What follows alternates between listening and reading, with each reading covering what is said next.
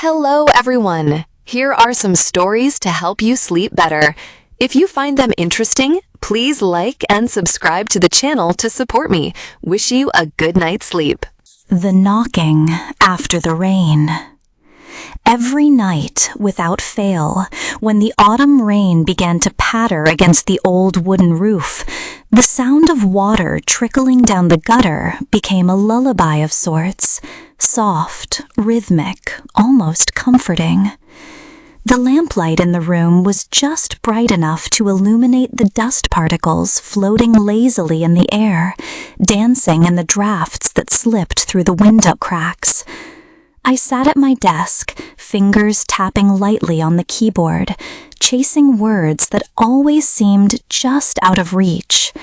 This house was supposed to be my escape, a quiet retreat by the lake, far from the noise of the city. During the day, the water lapped gently against the shore. At night, the chirping of crickets filled the silence. But there was another sound, one I never expected, that crept into the rainy nights. The first time I heard it, I was half asleep, lost in the haze between dreams and waking. Knock, knock, knock. Soft, patient, deliberate. My eyes fluttered open. The rain still fell, but the knocking was unmistakable, coming from the front door, the heavy oak one I always kept locked. I swung my legs out of bed, my bare feet hitting the cold floor. Step by step, I moved toward the door, my fingers curling around the handle, my breath shallow. When I opened it, there was nothing but the wet, empty night and the chill of the lake air. No one, no footprints. I told myself I'd imagined it. But the next night, when the rain returned, so did the knocking. This time, it didn't just come from the door. It circled the house, light and careful, like someone or something testing the walls. I flicked on the porch light, the dim glow spilling over the damp wooden steps, and that's when I saw them. Small, muddy footprints, the size of a child's, trailing from the edge of the lake all the way to my doorstep. My pulse quickened. What kind of parent would let a kid wander alone in a storm? I grabbed a flashlight and stepped outside, the beam cutting weakly through the rain. The footprints led straight to the water's edge, where the black surface of the lake mirrored the sliver of a crescent moon. I followed them, my clothes soaking through, but when I reached the shore, the tracks simply stopped. Instead, there was a small blue jacket, crumpled and caked in mud, lying abandoned in the grass. I picked it up. The fabric was ice cold, as if it had just been peeled off a shivering body. And then, so quiet I almost missed it, a whisper from behind me. "Mommy." I spun around. Nothing, just the lake, still and dark, ripples spreading from some unseen point beneath the water, like something had just slipped below the surface. I didn't sleep that night. I sat by the window, staring at the lake, waiting for an answer, but there was only the rain, and every so often, that soft, insistent knocking, like a ghost who didn't know how to stop asking for help. The next morning, I went to see the old woman down the road, the only neighbor who stayed year-round. When I mentioned the footprints, she went very still, her milky eyes distant.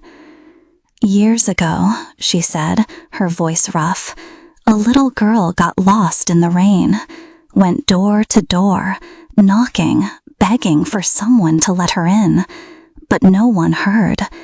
Next morning, they found her jacket right where you did." I asked, though I already knew. She shook her head, her bony finger pointing toward the water. "This lake is deep and cold. sometimes the lost ones keep looking for a way home. That evening, the rain came again. I sat in the living room, the little blue jacket clutched in my hands. And then, right on time, knock, knock, knock. This time, I wasn't afraid. I opened the door. There, in the misty downpour, stood a small figure, drenched, her pale face half hidden by stringy wet hair.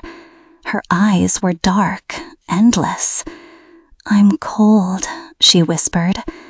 I looked down at the night garden. Every night, when the chirping of insects faded into silence and a thin mist crept over the wooden fence, the white flowers in old Garrett's garden slowly unfurled. They were unlike anything else in the valley, petals delicate as silk, trembling in the breeze like the hands of children waving in the dark.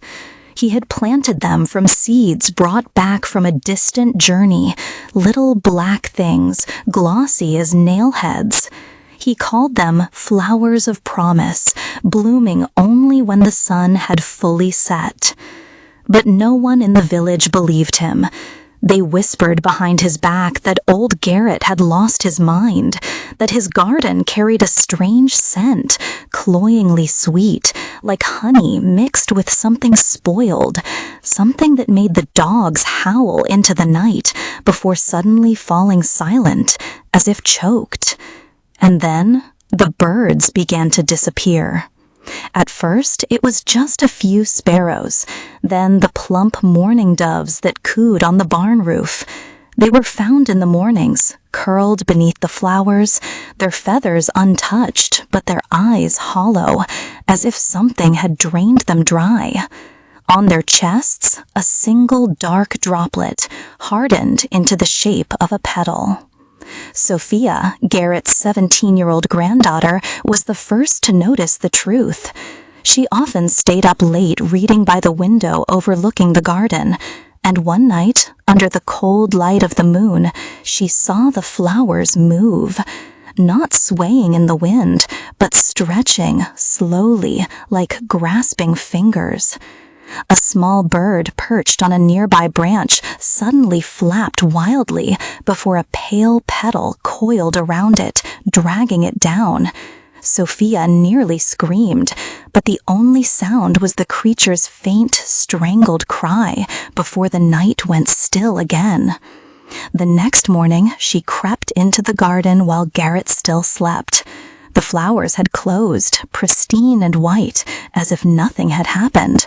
But when she picked up a fallen petal, it clung to her fingers, damp and sticky like saliva.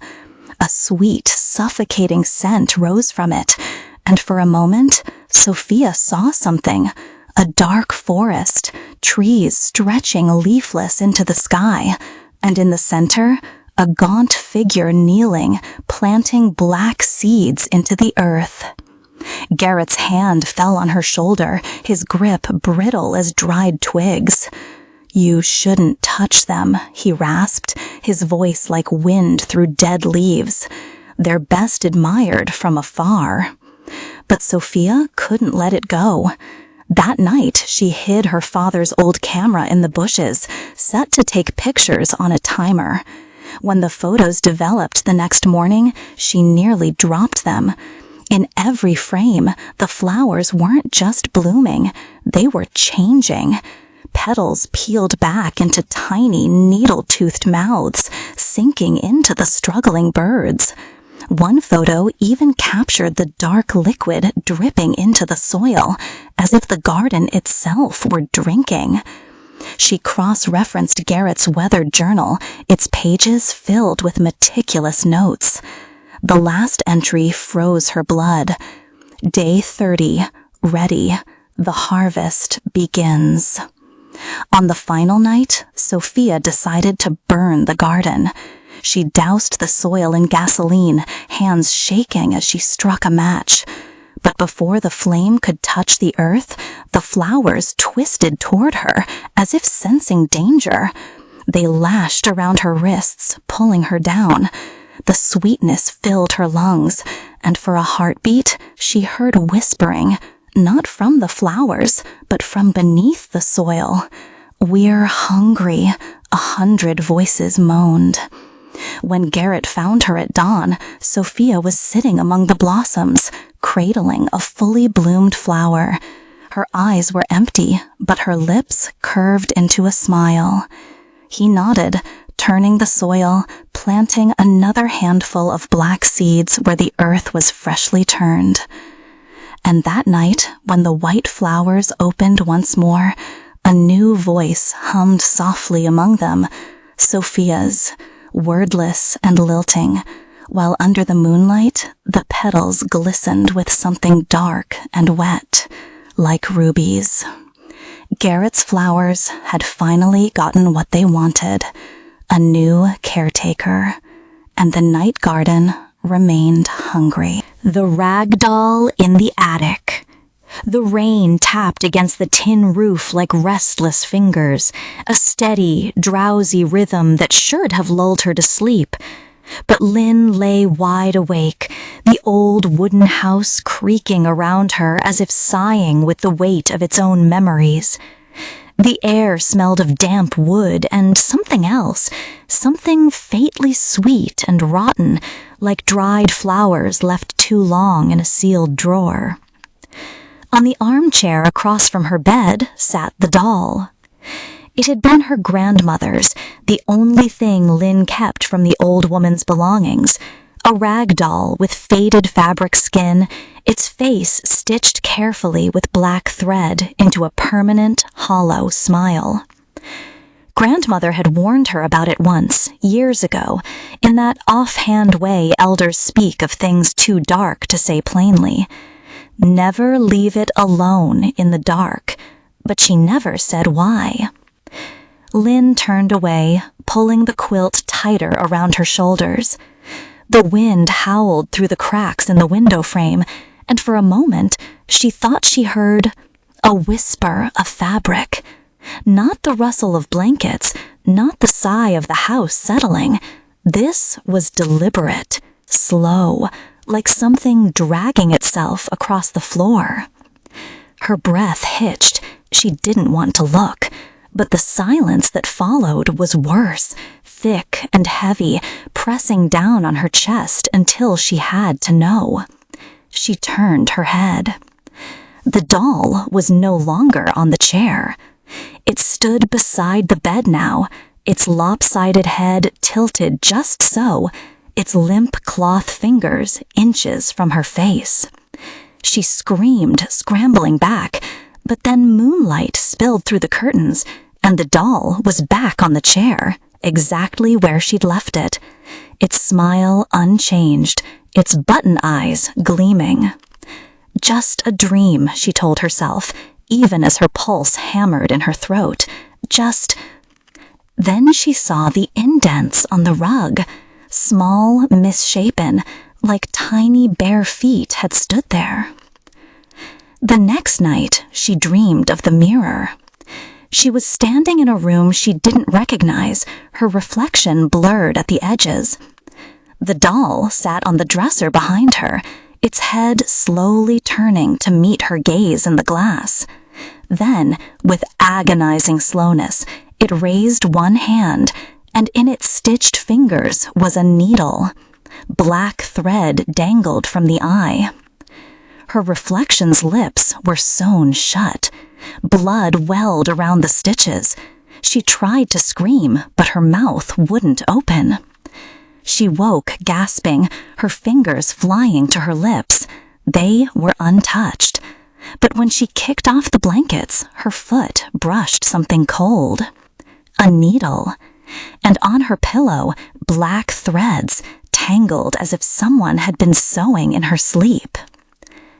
The attic smelled of dust and old grief. Lynn's hands shook as she flipped through her grandmother's journal, the pages brittle with age.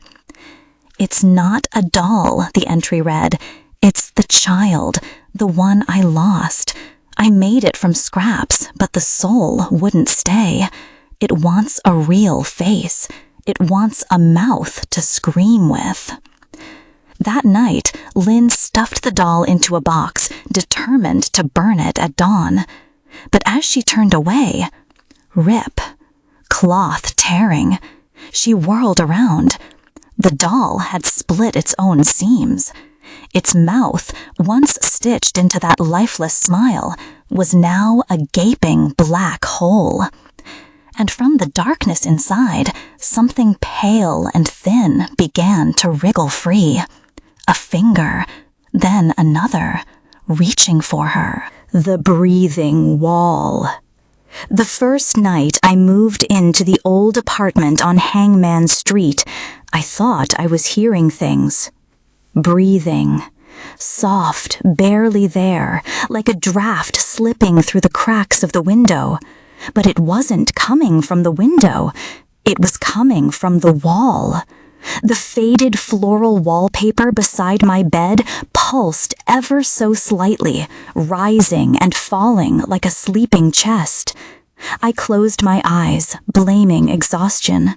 The room was still cluttered with half-unpacked boxes, the air thick with dust and the cloying sweetness of air freshener. The ceiling fan creaked overhead, and the streetlight outside cast long, spindly shadows across the peeling paper, fingers stretching toward me. Then it happened again. A slow, deliberate inhale. The wall breathed. I pressed my palm against it, cold, damp, and beneath the surface, something shifting. Just the wind, I told myself, pulling the blanket over my head. But the whispers didn't stop. Not the rustling of the curtains, not the sound of something scraping inside the walls. The next morning, I decided to repaper the wall. As I peeled back the old layers, my hands froze.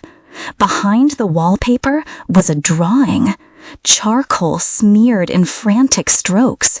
A man, mouth stretched wide in a silent scream, hands pressed against his ears. And beneath it, words so faded they were almost ghosts themselves. Don't let it see you sleep.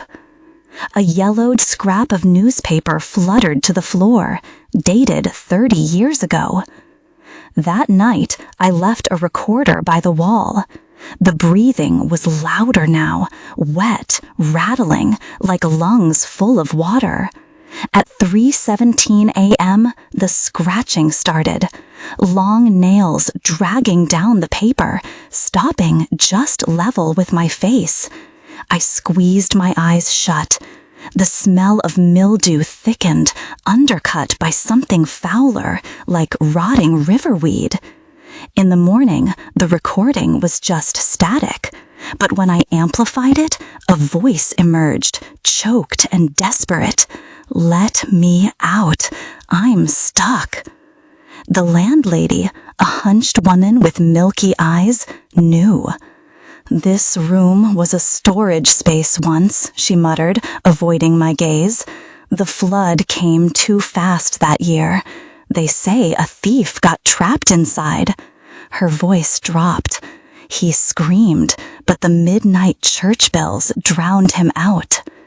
On the third night, the wall came alive. Fingernails clawed at the paper, the plaster cracked, veins spreading like lightning. Then, silence. A drop of water hit my neck. I looked up. An eye, black and glistening, stared back through the fissure. 30 years. The voice was a wet rasp. I just want to sleep. I ran for the door. It was locked. Words bloomed across the wallpaper, written in something dark and dripping. Stay awake with me. The mirror shattered. 100 skeletal hands poured from the glass, dragging me toward the wall, now gaping like a mouth. The stench of floodwater filled my lungs. The distant church bells tolled. And as the plaster closed over me, I finally understood why the rent was so cheap. The neighbor who never slept. Every night, when darkness swallowed our quiet street and the neighboring houses drifted into sleep, that sickly yellow light would flicker behind the thin curtains of the house across from mine. I'd lie in bed with my eyes squeezed shut, yet sleep never came. Not with that crawling sensation between my shoulder blades, the unshakable feeling of being watched. And when I finally opened my eyes, there he'd be, the old man with silver hair, sitting perfectly still in his armchair, those wide, unblinking eyes fixed directly on my window. He never slept. I'd moved here 2 weeks ago, and I noticed it the very first night. That house was always lit, whether it was midnight or nearly dawn. The old man just sat there, motionless, his gnarled hands resting on his knees, his face devoid of any expression. Some nights I'd stay up later than usual, watching from the shadows, but he never moved. He didn't read, didn't watch TV, just sat there, staring into the dark. At first, I told myself he was just an insomniac, some lonely old man with strange habits. But then the details piled up. Once, at 3 a.m, I caught him standing right at the window, his face nearly pressed to the glass, those milky eyes wide and unblinking. I flinched back, and in that split second, he was gone, like he'd never been there at all. Then came the rainy night. The wind howled through the cracks in my window, jolting me awake. This time, the old man wasn't in his chair. The house across the street was dark, but I could have sworn something moved in the shadows. Slowly, I crept to my window, fingers trembling as I pulled back the curtain. And there he was, standing in the middle of the yard, drenched, no coat, no umbrella. Rain streamed down his wrinkled face as he looked up, directly at me. His lips moved, forming silent words I couldn't hear. I yanked the curtain shut, my heart hammering. When I dared to look again, the yard was empty. The next morning, I asked about him at the corner store. The shopkeeper's face went tight when I mentioned the old man. Mr. Henderson lived alone in that house for 30 years, she muttered, lowering her voice. But, sweetheart, Mr. Henderson died 10 years ago. My blood ran cold. Then who's sitting in that window every night? She shook her head. Nobody lives there. The place was boarded up years ago. I didn't believe her. That afternoon, I crept up to the house, peering through a gap in the boarded-up windows. Inside, dust coated everything, sheets draped over furniture, cobwebs stretching across the ceiling. No signs of life. But when night fell, the light came on again, and there he was, watching, waiting. I couldn't take it anymore. One midnight, flashlight in hand, I crossed the street and marched up to his door. My knocks echoed into silence, no answer. But when my fingers brushed the doorknob, the door creaked open, unlocked. A wave of damp, stale air rushed out. Inside, the house was empty. No furniture, no lamp casting that eerie glow.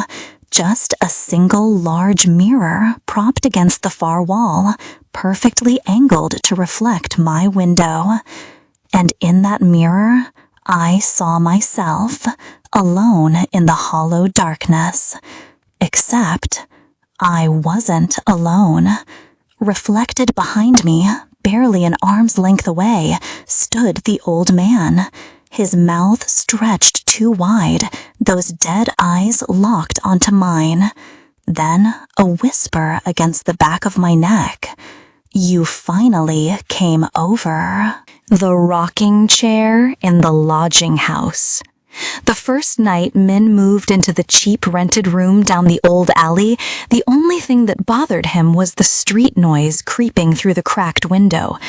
The cramped space had peeling floral wallpaper, a creaky single bed, and an old wooden walking chair in the corner, the only piece of furniture that seemed untouched by time. It was the kind of chair elderly folks might sit in, gently swaying on quiet afternoons. He didn't think much of it, assuming it had just been left behind by the previous tenant. But then, at exactly 3 a.m., when the city had fallen silent except for the whisper of wind through the window frame, Min jolted awake to a strange sound. A soft, rhythmic creak, creak, creak, like someone was rocking slowly in that chair. He lay frozen, pulse hammering in his ears, straining to listen. The sound continued, steady, unhurried, almost soothing in its repetition. He squeezed his eyes shut, telling himself it was just the wind, just the old floorboards settling. But when he finally dared to look toward the corner, his breath caught in his throat. The chair was moving. No one was sitting in it. His throat went dry.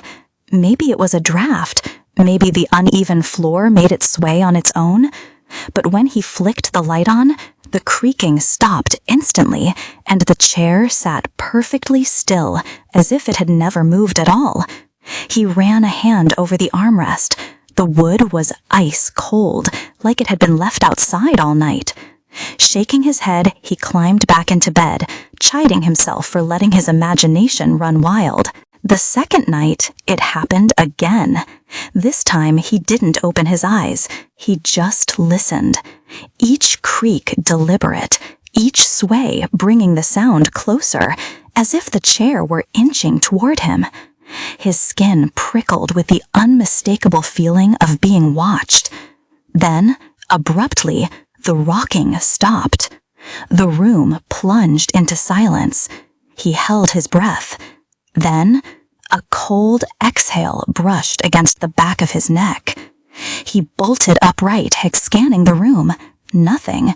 The chair sat motionless in the corner, but the blanket he'd tucked around himself was now pooled on the floor, as if yanked away by unseen hands. The next morning, he asked the landlord, a gaunt old man with sunken eyes, about the room's history. The man's expression darkened. That's why the rent's cheap. No one stays long. He hesitated, then muttered, 20 years ago, an old man lived there, sat in that chair every night, waiting for his son to come home. One morning, they found him dead in it, still clutching a letter. Min's stomach dropped. What did the letter say? The landlord's voice was hollow. I'm never coming back. That night, Min set up a camera. He pretended to sleep, watching the feed on his phone. At 3 a.m., the chair began rocking. And this time, he saw why. An emaciated figure sat there, an old man with sunken cheeks and milky, unblinking eyes. Slowly, the figure turned its head and stared directly into the camera. Then, in a voice like rustling leaves, it whispered, "Have you seen my boy?" Min's blood turned to ice. On the screen, the figure stood, stepped off the chair, and began walking toward the bed. But when Min looked up, the room was empty. Then, a skeletal hand gripped his shoulder. The melody from the empty room. Every night, at exactly 11:15, the piano music began. It came from the apartment next door, a slow, mournful melody that seeped through the walls like mist, curling around Clara's ears as she lay in bed. The notes were too precise, too alive to be a recording. Sometimes she swore she could hear the faint creak of the piano bench, the soft intake of breath between phrases, but that was impossible. Apartment 3B had been empty for years. Clara was a pianist herself, and her ears never lied. This wasn't just some forgotten sonata. It was something older, something unfinished.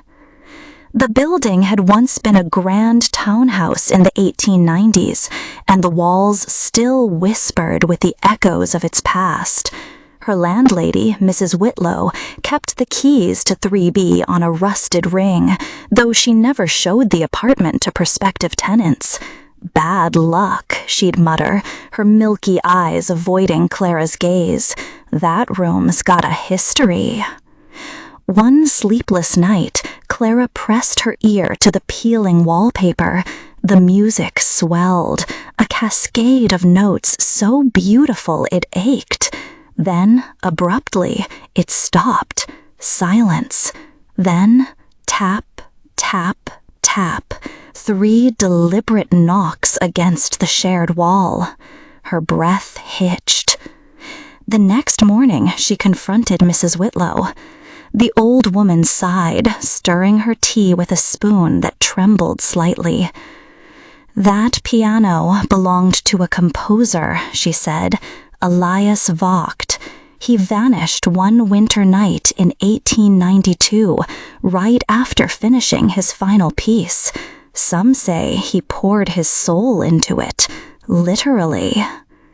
That evening, Clara sat at her own piano, fingers hovering over the keys. At 11:15, the music next door began again, but this time her hands moved with it, playing a harmony she'd never learned. The air grew thick, colder. And then she saw it. In the darkened window's reflection, a man sat beside her at the bench.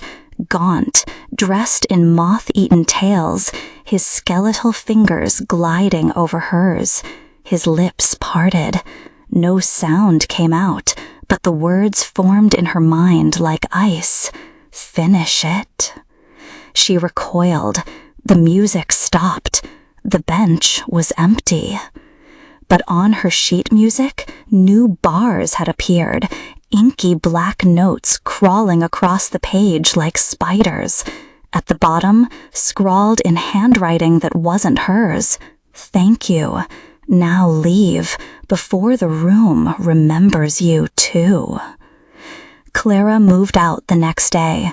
She left everything behind, her clothes, her books, even her beloved piano. Yet sometimes, when the wind howls just right, she still hears that melody, and she wonders, who's listening now? The Midnight Mirror.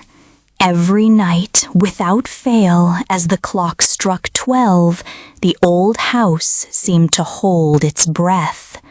The steady tick-tock of the grandfather clock in the living room grew louder, marking time like a slow, deliberate heartbeat.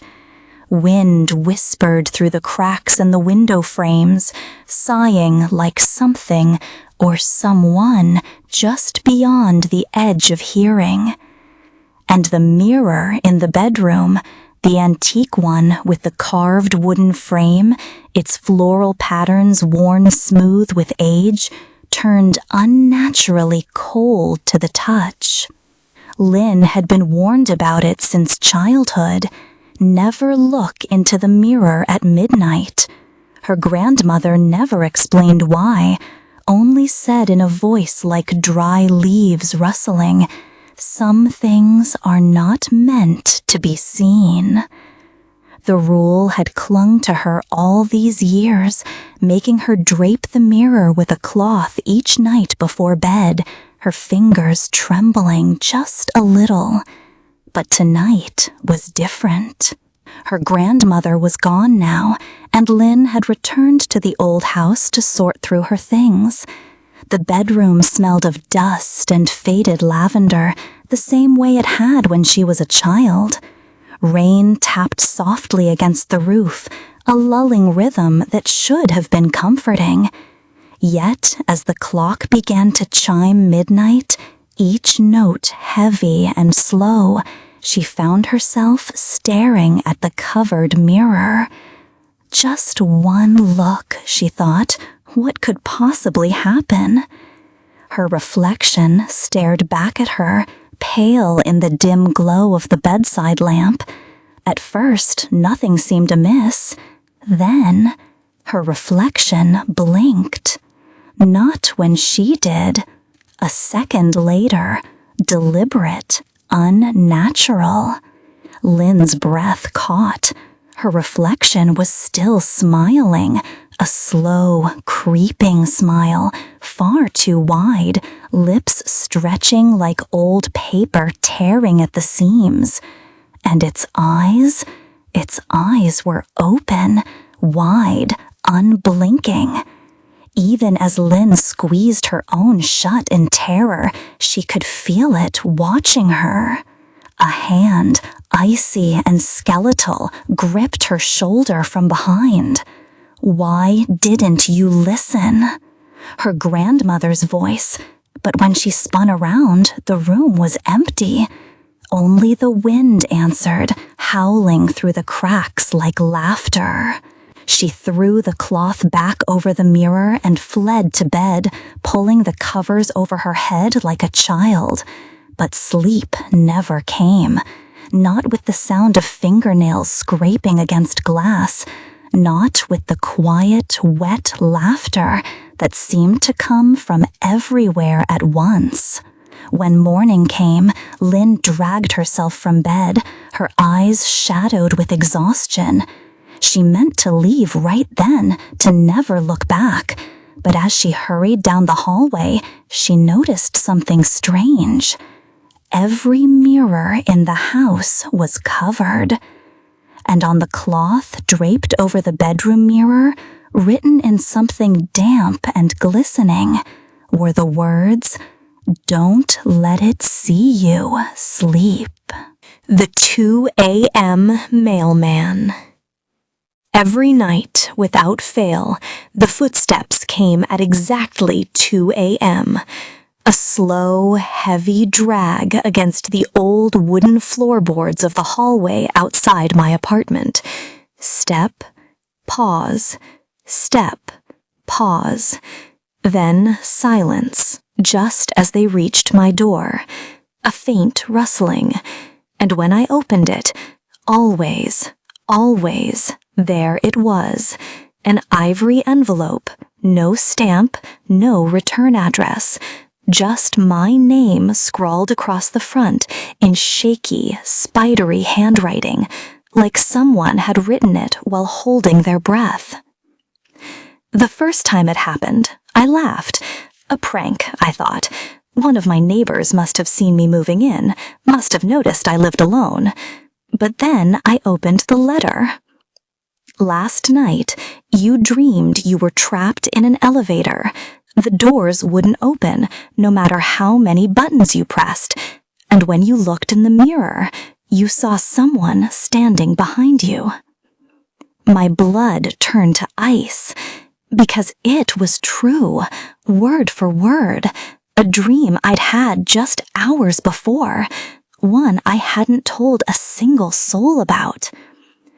The letters kept coming, night after night, slipped under my door while the clock ticked toward 2 a.m. Each one recounted another dream, my dreams, with terrifying precision. You dreamed of running through an endless house. Every door led back to the room you'd just left. You dreamed of knocking. When you opened the door, no one was there, just a pool of black water spreading across the floor. I stopped sleeping, started leaving the lights on, but the worst part wasn't the letters. It was what came next. The morning Mrs. Henderson from 3B died, the whole building buzzed with the news. Peaceful, they said, in her sleep. But my hands shook as I unfolded last night's letter. "Tonight, you will see a figure in a black dress pass by your window. It has no face. And tomorrow morning, someone in this building won't wake up." That's when I decided to wait for him. 2 a.m. came. The footsteps, slower this time, heavier, like whatever was making them was tired, or maybe just savoring the moment. I held my breath, gripped the kitchen knife tighter. The rustling came, then silence. I yanked the door open. The hallway was empty. Only the envelope remained, lying innocently on the floor. But as I bent to pick it up, the air behind me shifted, cold, like someone had just exhaled against the back of my neck. I spun around. Nothing, just darkness and the faint creak of the building settling. The letter trembled in my hands as I opened it. The handwriting was jagged now, frantic, like the writer had been in a hurry or afraid. You've seen me now. No more letters. A pause. Then, from inside my apartment, knock, knock, knock. Grandma's kitchen. The first night I returned to that house, the wind whistled through the cracks in the windows like the sigh of an old ghost.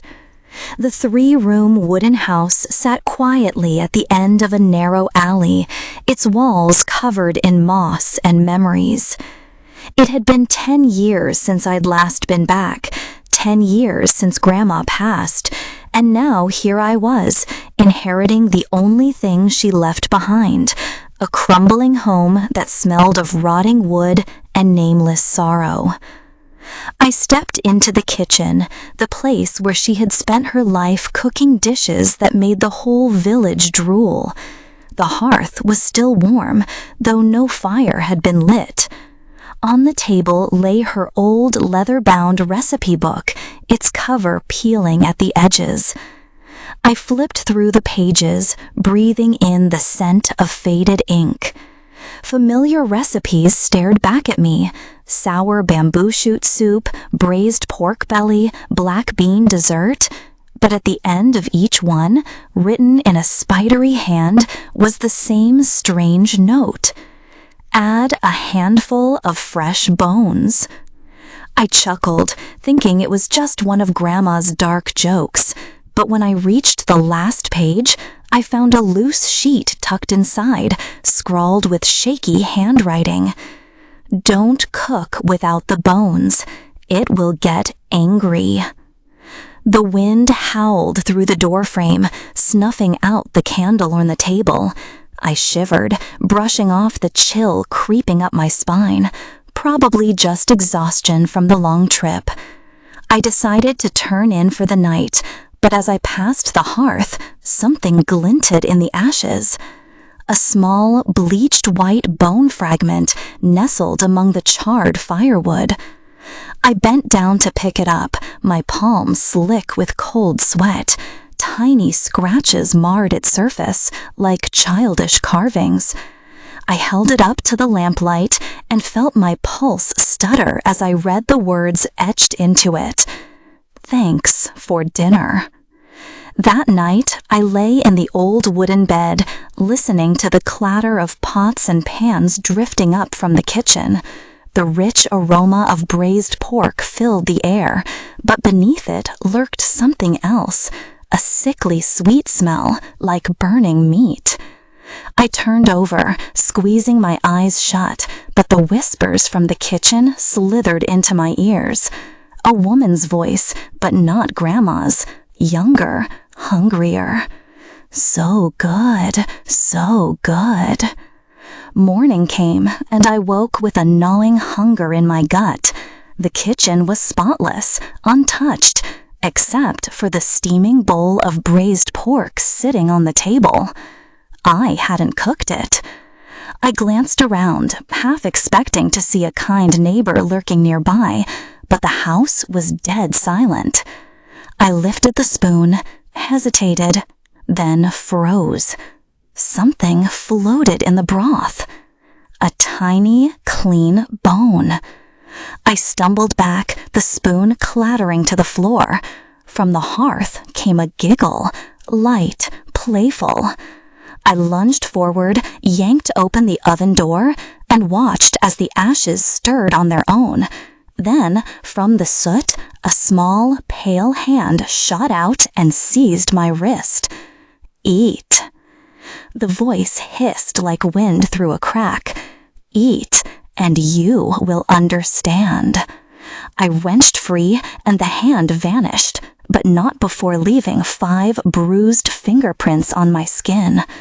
Frantically, I flipped through the recipe book again, scanning every page, and there, in the margins, I saw it, a tiny handprint, hidden like a secret. The last page wasn't a recipe. It was a confession. "I'm sorry, I had no choice. It was so hungry. It needed fresh bones. It was my daughter, dead at 5 from starvation. Now it lives in the hearth, and it won't let anyone leave this house unless it's fed." I looked up, my breath catching. From the shadows of the kitchen, 2 pitch-black eyes stared back, and below them, a mouth, too wide, too full of needle teeth, stretched into a grin. "Mom," it whispered, "I'm hungry." Then I understood the horrible truth. Grandma hadn't just cooked for the living. She'd cooked for the dead, too.